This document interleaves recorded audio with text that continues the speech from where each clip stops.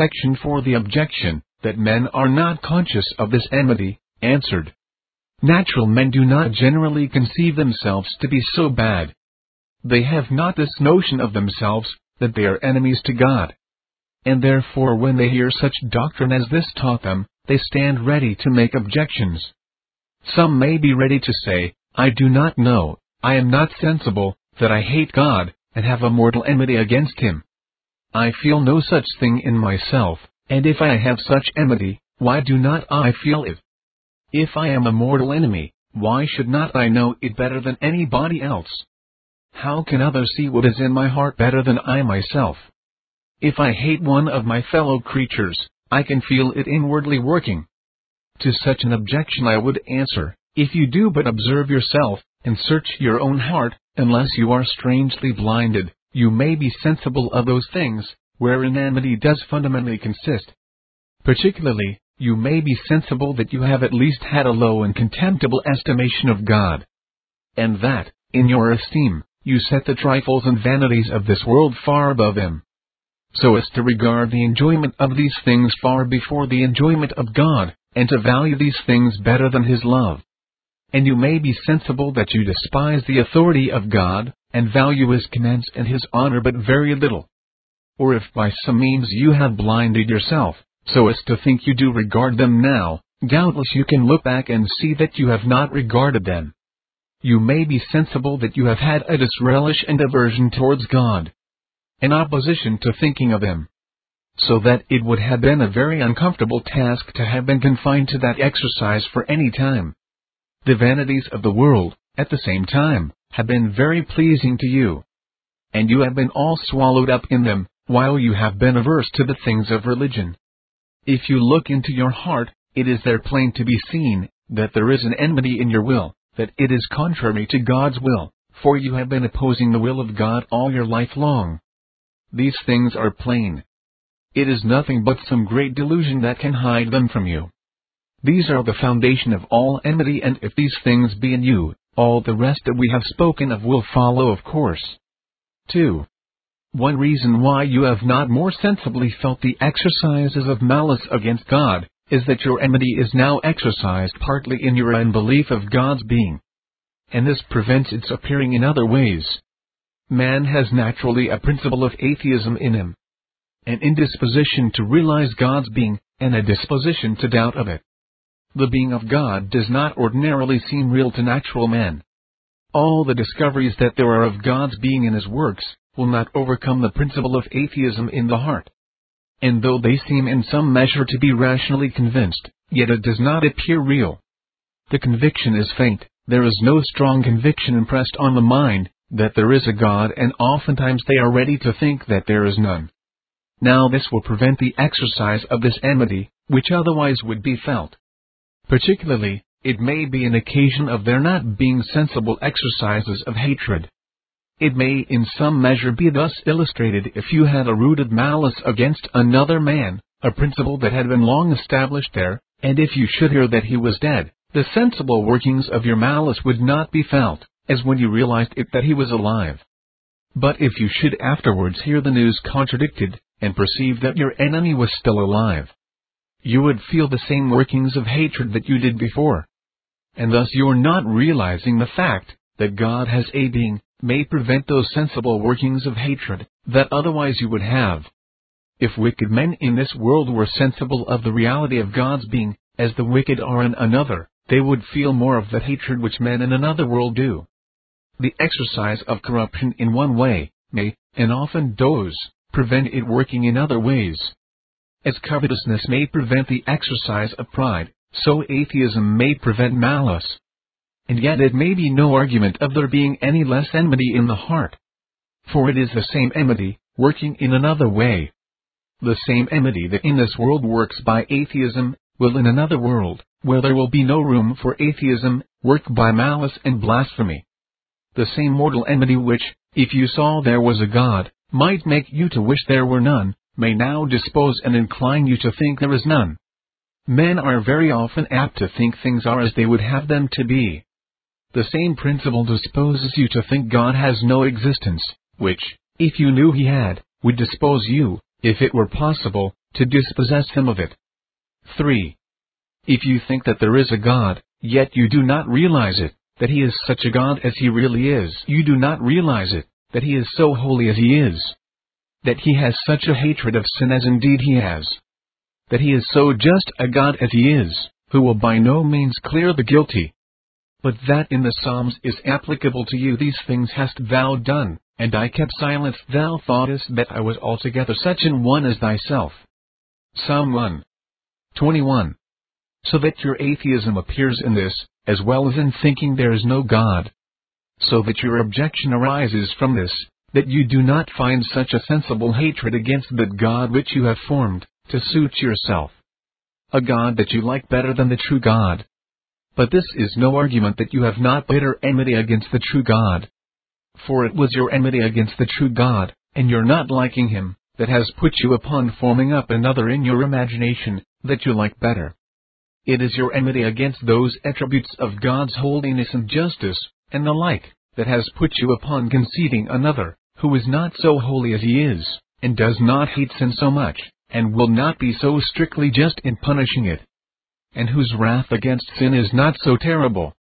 But if you were sensible of the vanity of your own conceits, and that God was not such an one as you have imagined, but that he is, as he is indeed, an infinitely holy, just, sin-hating and sin-revenging God, who will not tolerate nor endure the worship of idols, you would be much more liable to feel the sensible exercises of enmity against him, than you are now. And this experience confirms. For we see that when men come to be under convictions, and to be made sensible that God is not as they have heretofore imagined, but that he is such a jealous, sin-hating God, and whose wrath against sin is so dreadful, they are much more apt to have sensible exercises of enmity against him than before. 4. Your having always been taught that God is infinitely above you, and out of your reach, has prevented your enmity being exercised in those ways, that otherwise it would have been. And hence your enmity has not been exercised in revengeful thoughts. Because revenge has never found any room here. It has never found any handle to take hold of. There has been no conception of any such thing, and hence it has lain still. A serpent will not bite, or spit poison, at that which it sees at a great distance, which if it saw near, would do it immediately. Opportunity often shows what men are, whether friends or enemies. Opportunity to do puts men in mind of doing, wakens up such principles as lay dormant before. Opportunity stirs up desire to do, where there was before a disposition, that without opportunity would have lain still.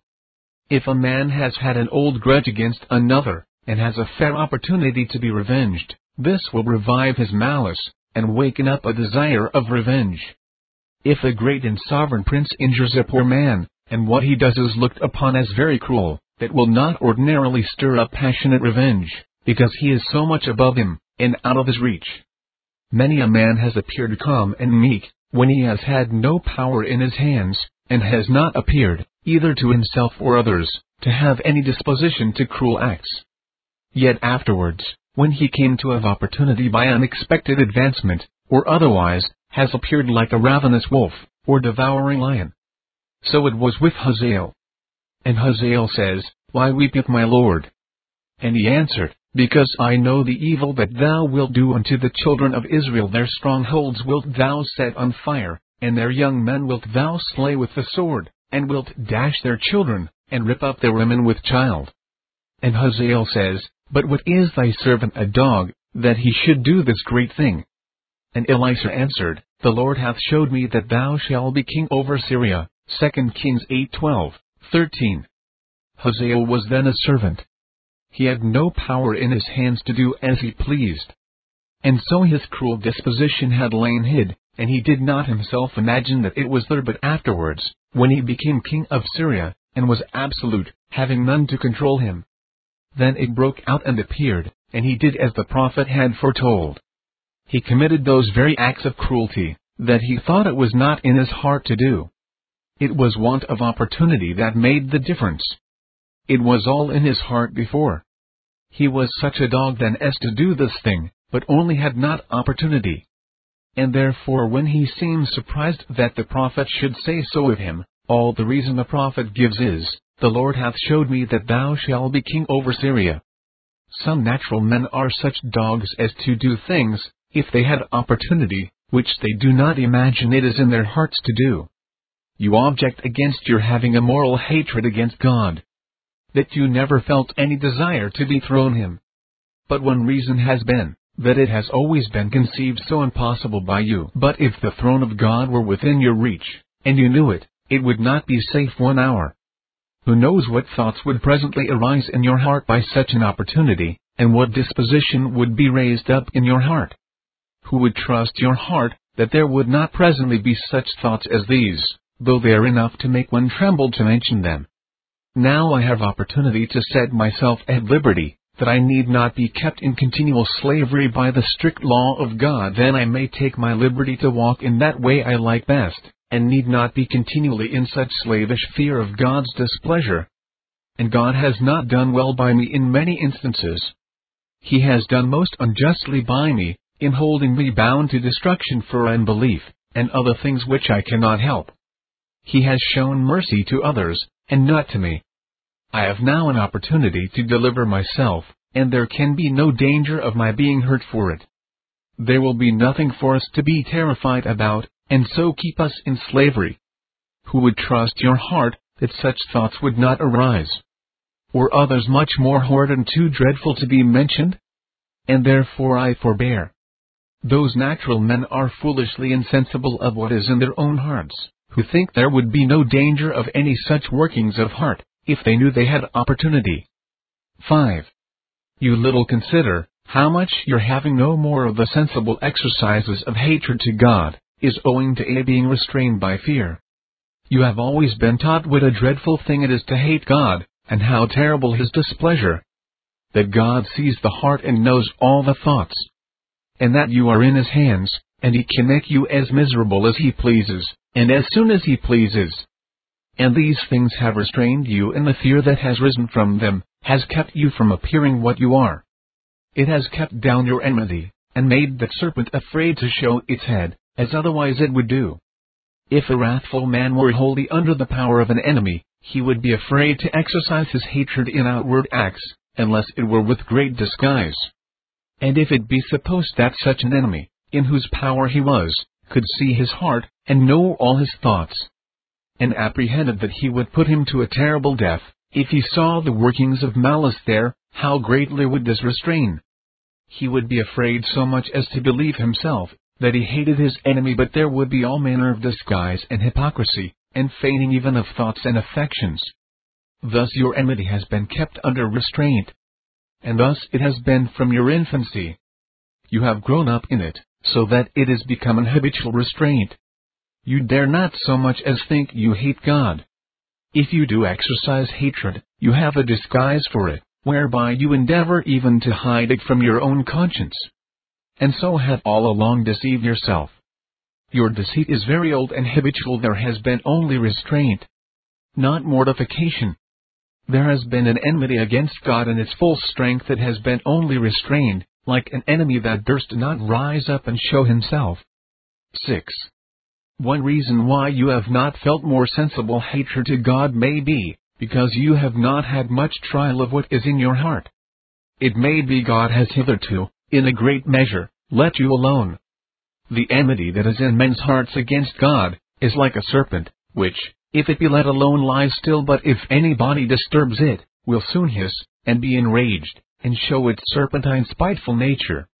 Notwithstanding the good opinion you have of yourself, yet a little trial would show you to be a viper, and your heart would be set all on rage against God. One thing that restrains you now is your hope. You hope to receive many things from God.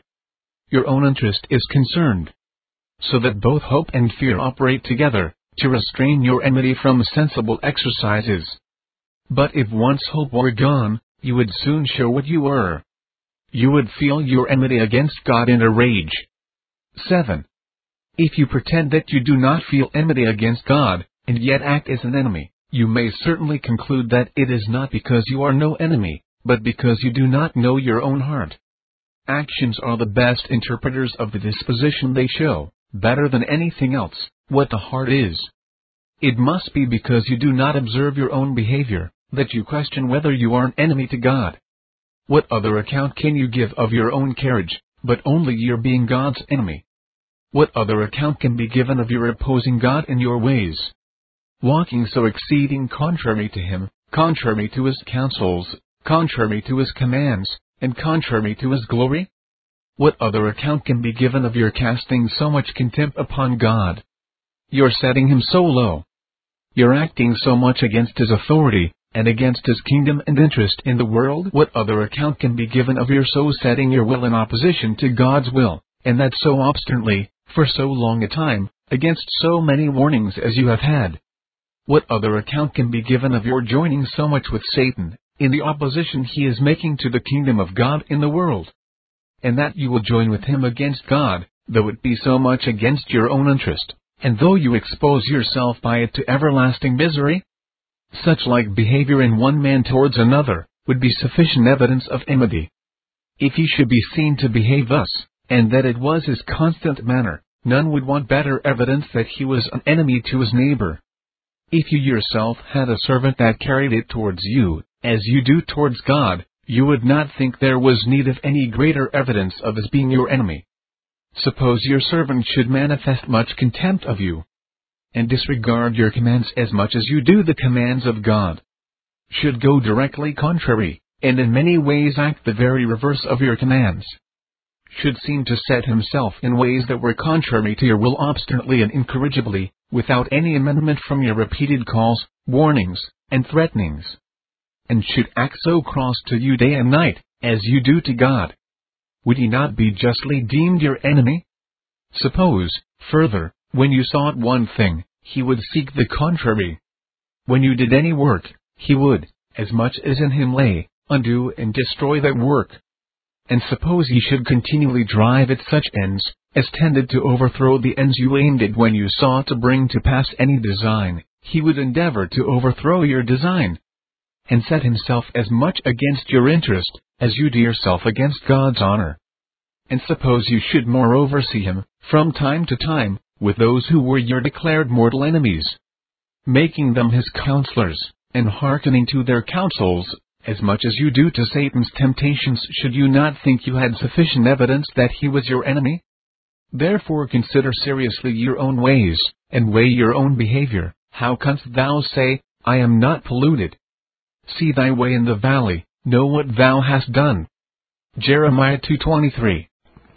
This Reformation audio track is a production of Stillwater's Revival Books. SWRB makes thousands of classic Reformation resources available, free and for sale, in audio, video, and printed formats. Our many free resources, as well as our complete mail-order catalog, containing thousands of classic and contemporary Puritan and Reformed books, tapes, and videos at great discounts, is on the web at www.swrb.com. We can also be reached by email at swrb@swrb.com, by phone at 780-450-3730, by fax at 780-468-1096, or by mail at 4710-37A Avenue, Edmonton, that's Edmonton, Alberta, abbreviated capital A, capital B, Canada, T6L3T5. You may also request a free printed catalog. And remember that John Calvin, in defending the Reformation's regulative principle of worship, or what is sometimes called the scriptural law of worship, commenting on the words of God, which I commanded them not, neither came into my heart, from his commentary on Jeremiah 7:31, writes, God here cuts off from men every occasion for making evasions, since he condemns by this one phrase, I have not commanded them, whatever the Jews devised. There is then no other argument needed to condemn superstitions than that they are not commanded by God. For when men allow themselves to worship God according to their own fancies, and attend not to his commands, they pervert true religion. And if this principle is adopted by the papists, all those fictitious modes of worship in which they absurdly exercise themselves would fall to the ground. It is indeed a horrible thing for the papists to seek to discharge their duties towards God by performing their own superstitions. There is an immense number of them, as it is well known, and as it manifestly appears. Were they to admit this principle, that we cannot rightly worship God except by obeying His word, they would be delivered from their deep abyss of error. The prophet's words, then, are very important, when he says that God had commanded no such thing, and that it never came to his mind, as though he had said that men assume too much wisdom when they devise what he never required, nay, what he never knew.